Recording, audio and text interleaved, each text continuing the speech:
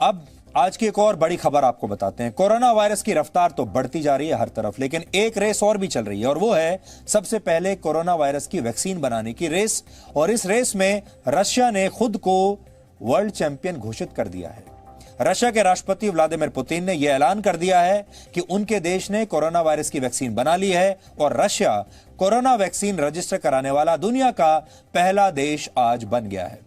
पहले रशिया ने कहा था कि वो इस वैक्सीन को 12 अगस्त को रजिस्टर करवाएगा, लेकिन उसने एक दिन पहले ही यानी आज ही ऐसा कर दिया। राष्ट्रपति पुतिन ने इस वैक्सीन को पूरी तरह सुरक्षित और कारगर बताया है और इसकी एक डोज राष्ट्रपति पुतिन की बेटी को भी दी गई है।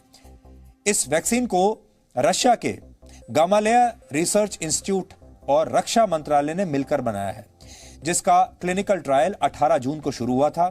इसमें 38 लोगों ने हिस्सा लिया था और इन सभी लोगों ने वायरस के खिलाफ इम्यूनिटी हासिल कर ली है, ऐसा रशिया का दावा है।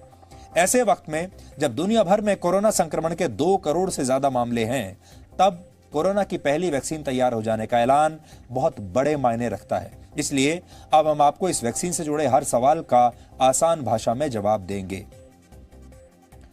सबसे पहला सवाल यह है कि यह वैक्सीन कब उपलब्ध होगी, क्योंकि आप भी ये चाहेंगे कि ये सबसे पहले आपको मिल जाए। रशिया के स्वास्थ्य मंत्रालय के मुताबिक इस वर्ष सितंबर में इस वैक्सीन का उत्पादन शुरू हो जाएगा और अक्टूबर में मास वैक्सीनेशन की शुरुआत होगी। सबसे पहले वहां के हेल्थ वर्कर्स और रशिया के बुजुर्गों को यह वैक्सीन दी जाएगी।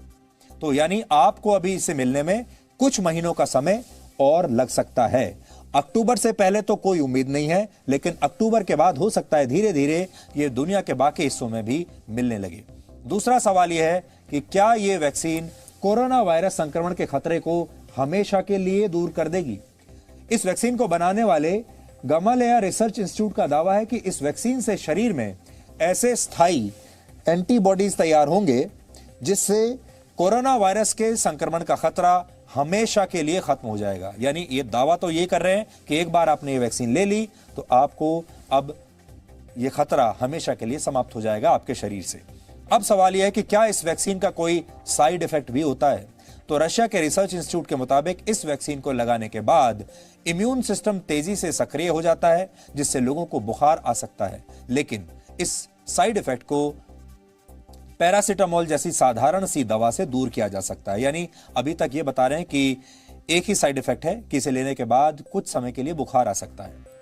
लोगों के मन में एक जिज्ञासा यह भी है कि इस वैक्सीन की कीमत क्या होगी और अन्य देशों में यह वैक्सीन कब तक आ जाएगी।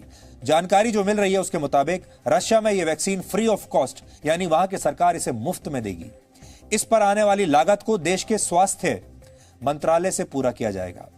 हालांकि दुनिया के दूसरे देशों में इसे कब और कितनी कीमत पर उपलब्ध करवाया जाएगा, यह फिलहाल अभी तय नहीं हुआ है, इसलिए आपको थोड़ा सा इंतजार करना पड़ेगा। जब पूरी दुनिया कोरोना वैक्सीन तैयार करने की रेस में लगी है, तब रशिया के लिए यह एक बहुत बड़ी उपलब्धि है। लेकिन रशिया की इस वैक्सीन को शक की निगाह से भी देखा जा रहा है और इस पर विशेषज्ञों ने कई सवाल भी उठाए हैं, जिनके बारे में आपको बताएंगे आज हम।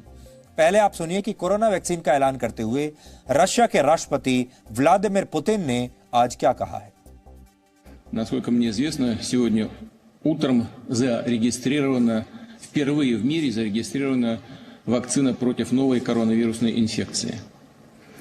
Я в этой связи хочу попросить министра здравоохранения Мурашко Михаила Альбертовича проинформировать нас поподробнее, хотя знаю, что она работает достаточно эффективно, формирует иммунитет устойчивый.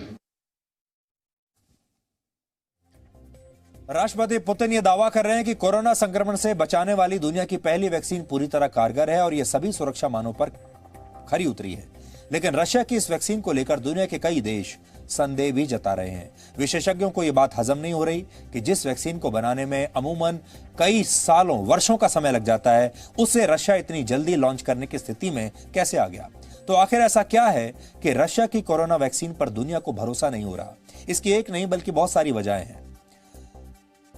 इसकी एक बड़ी वजह है कि इस वैक्सीन के ट्रायल के बारे में उतनी जानकारी सार्वजनिक नहीं की गई जितनी अन्य देशों की वैक्सीन के बारे में उपलब्ध है। इस वैक्सीन को तैयार करने वाले इंस्टीट्यूट ने अब तक वैक्सीन के दूसरे और तीसरे फेज के आंकड़े सार्वजनिक नहीं किए हैं। विश्व स्वास्थ्य संगठन ने भी कहा है कि उसके पास इस वैक्सीन के सिर्फ फेज 1 ट्रायल के आंकड़े ही पहुंचे हैं, यानी उसके बाद का डेटा किसी के पास नहीं है।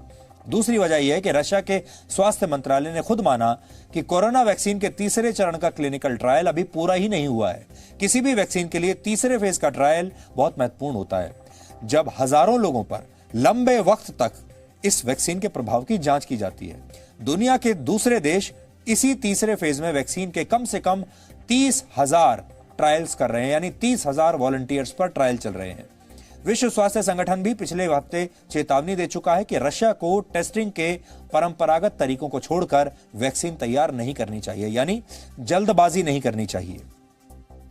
WHO ने दुनिया भर में क्लिनिकल ट्रायल से गुजर रही 25 वैक्सीन की लिस्ट तैयार की है, लेकिन इस लिस्ट में भी रशिया की इस वैक्सीन का नाम नहीं है। अमेरिका के एक बड़े विशेषज्ञ ने यहां तक कहा है कि रशिया के वैज्ञानिकों को वैक्सीन की घोषणा करने से पहले उसकी सही तरीके से टेस्टिंग करनी चाहिए। इसके अलावा अमेरिका, कनाडा और ब्रिटेन की सरकारें बाकायदा आधिकारिक बयान जारी करके आरोप लगा चुकी हैं कि रशिया की सरकार से जुड़े हैकर्स वैक्सीन रिसर्च की जानकारी चोरी करने की भी कोशिश कर रहे हैं, यानी इस फॉर्मूले को दूसरे देशों से चुरा रहे हैं। हालांकि रशिया ने इन आरोपों को खारिज किया है। ये वो सवाल हैं जिनके सही जवाब रशिया के पास भी नहीं है। सबसे बड़ा सवाल यह है कि जब कोरोना वैक्सीन के तीसरे चरण के ट्रायल पर पूरे ही नहीं हुए थे, तो रशिया ने इसे लॉन्च करने में इतनी जल्दबाजी क्यों दिखाई? कुछ जानकार इसे रशिया के वैक्सीन राष्ट्रवाद का नाम भी इसे दे रहे हैं। ये कुछ वैसा ही है जैसे अंतरिक्ष में मानव को भेजने और चंद्रमा पर इंसान के पहले कदम को लेकर रशिया और अमेरिका के बीच एक जमाने में होड़ लगी हुई थी। वैसे एक दिलचस्प बात यह भी है कि रशिया ने अपनी इस वैक्सीन का नाम स्पुतनिक 5 रखा है। यह नाम रशिया के पहले सैटेलाइट स्पुतनिक से मिला है, जिसे रशिया ने वर्ष 1957 में तब लॉन्च किया था जब रशिया और अमेरिका के बीच स्पेस रेस चल रही थी।